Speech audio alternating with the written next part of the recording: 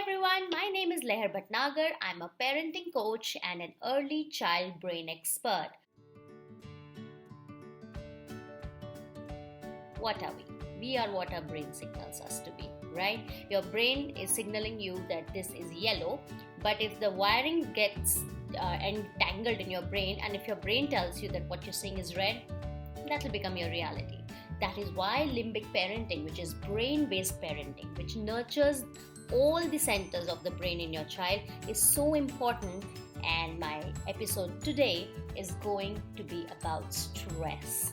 Alright, so to understand stress in your brain, just to simplify it, whatever stress input comes to your brain, the response that the brain gives is just three: fight, flight, or freeze. Only these three responses are there in the brain, and it does not matter what the stressor is. It could be a tiger jumping at you in the forest, it could be your iPhone which has broken down, it could also be for your toddler, it could be a pair of socks that is missing.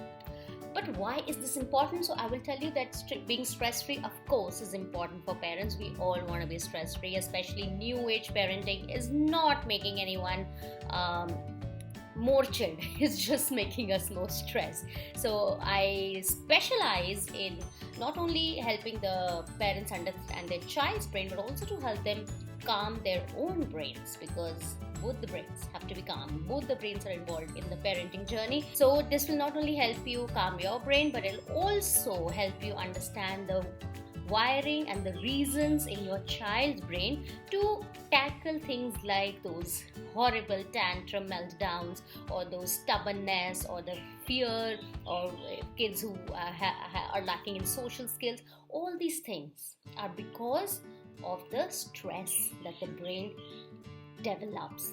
And what is stress?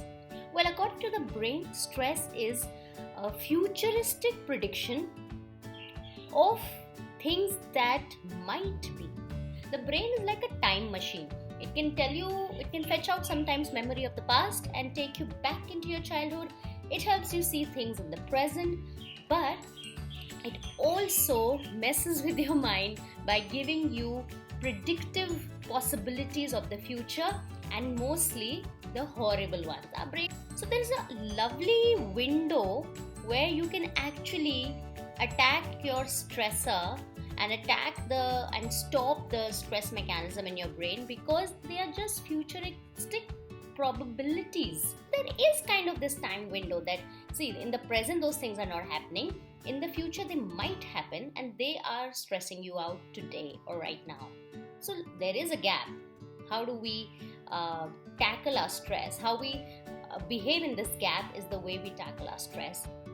Alright, so fight, flight, and freeze. So when you have a stressor, either you will fight it. Let's take a Stone Age example. Let's say human, Stone Age human and a New Age human. If there is a lion in front of you, same mechanisms in the brain. So you can either fight the lion, or you can flight from the lion. That means run away from the lion, or sometimes you freeze because of fear, right? And these three responses, if you take it and apply it to your young child, you will see these are exactly the responses they have. Whenever you're yelling at your child, or something is stressing him, say the mother is or the father is yelling at the kid, either the child fights back, yells back, or the child runs away from that situation. If not physically, but at least mentally, he just runs away from there. It's like he's not even there, right? The classic problem that my child does not listen to me, it's because when you are screaming at your child, the stress response is activated, so they mentally just distract themselves to avoid this stress response. Alright, or they freeze. We all have seen those kids whom we are screaming at, and then there are these blank faces in stone. They are not responding. So what do? The best way to come out of this grip that your brain has about a futuristic terror story that the brain is playing out in your mind, to come out of that grip before it becomes your stress hormones get activated, the best, most researched way is physical movement. You go for a run, you exercise, you dance. So that is the number one way of coming out of that stress mechanism, or that slippery slope you're about to go into. And that is not new news. I'm sure most of us have done that. Whenever we're feeling stressed, we just go for a run, go for a walk, we dance. So those are really good things. Don't go for a drive when you're stressed, because you need to physically move. When you're driving, you are moving on a Google map point, but you're not physically moving. So that confuses the brain even more.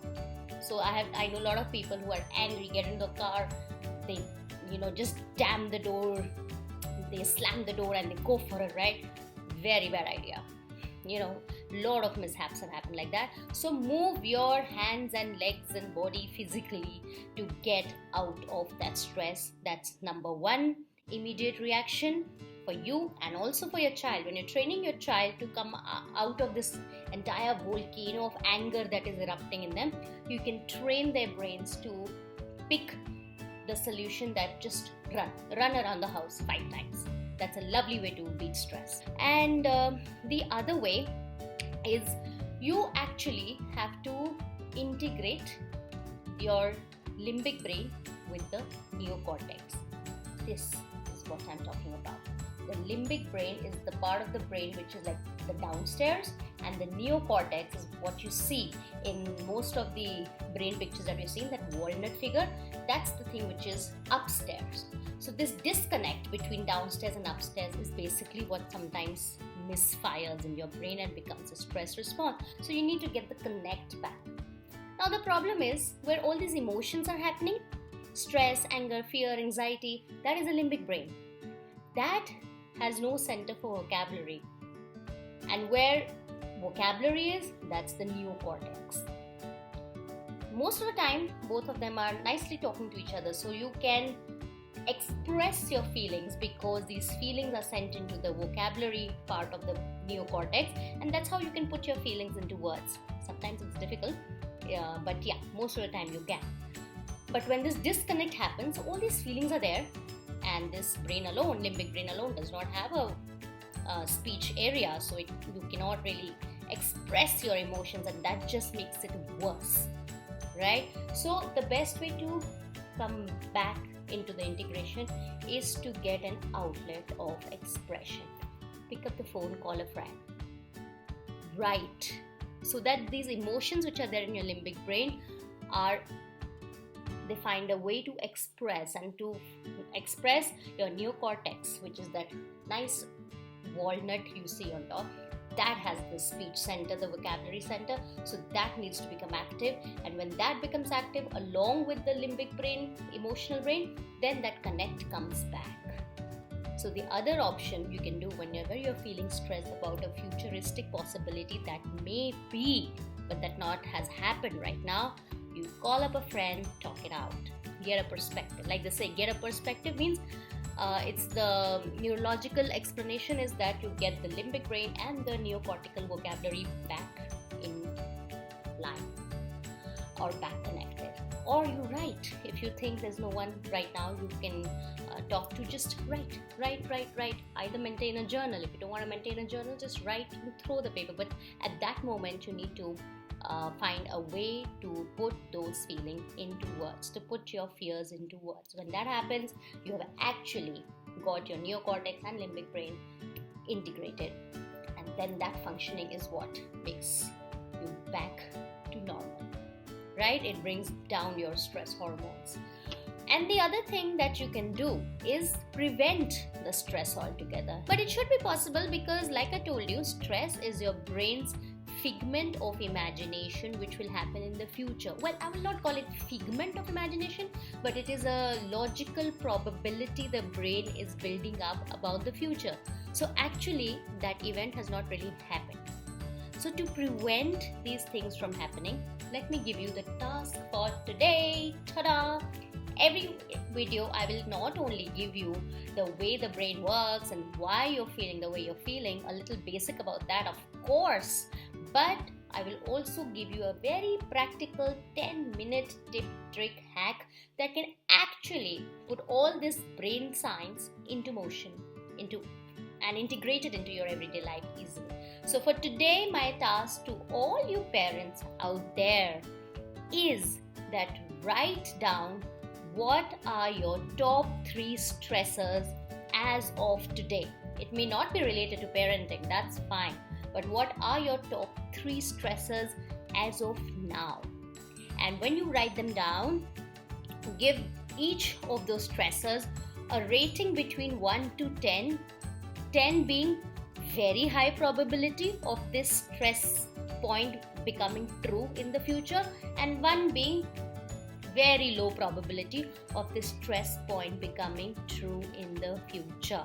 So there was this gym fitness coach, and he was so successful than the others. And what did he do differently? If you read it in a book called Atomic Habits, you will get to know that what this gym coach did differently was the first 10 days his clients were told just to show up at the gym and go back. Just enter the door and go back. You don't have to work out. Well, that sounds weird. Is it a waste of your money? No.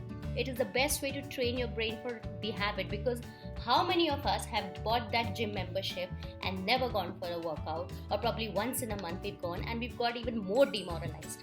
Have you all not gone through that at least once in your life?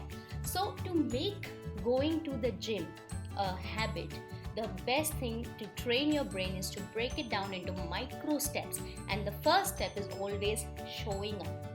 When you want to get into a habit of something, you have to show up for that event, right? So just show up. That trainer said 10 days, nothing to do, come to the gym, go back. So at least you get into your car, you show up. That is step 1. Then we'll worry about how to get into fitness, how to lose weight, how to build your muscle, right? Similarly, for stresses also, the first preventive measure is to write it down and write the weightage, to actually gauge the reality, that is it really a stressor, or is this something I can ignore and I don't want my brain to play this horror movie anymore. And like they say, face your fears. You don't have to face your fears entirely in one go. Doesn't work like that. The brain gets overloaded. So step 1, break down your stress into really tiny micro steps that you can, and start with step 1. So let me know how you like this episode, and if you liked it, please share it, subscribe to my channel, and everything has a solution. Nothing in this world, especially parenting world, there's nothing that cannot be overcome. Everything, the answer lies in this lovely nugget that is there in between your ears, and that is where your holy grail of parenting is. Do not fear, Brainy Mom is here. So thank you all for watching. I will see you in my next episode with a new brain mechanism related to your parenting and easy hacks to deal with it. And if you want to know more about brain-based limbic parenting, you can visit my website Nirvana Ma. Or you can also download my parenting planner, a lovely 60-day parenting planner that you can simply download, do the activities at your leisure, and achieve 40 plus brain development milestone in your child and yourself. This is Tabula Rasa Parenting Magic Cards. You can check that out too. Thank you for listening. Bye bye.